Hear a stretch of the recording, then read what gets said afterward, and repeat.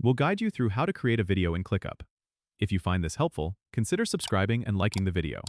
First, open your web browser and log into your ClickUp account. Once you're in, go to the space where you want to create your video. You need to click on the Clips on sidebar menu. Click on it, and you'll see an option to record a video.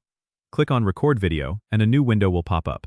Make sure your webcam and microphone are set up properly if you want to include video and audio.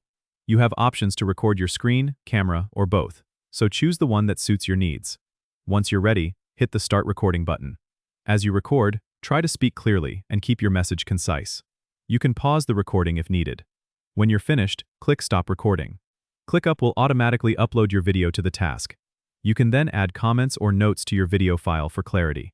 If you need to edit the video, you might want to use an external tool before uploading, as ClickUp primarily handles storage and sharing.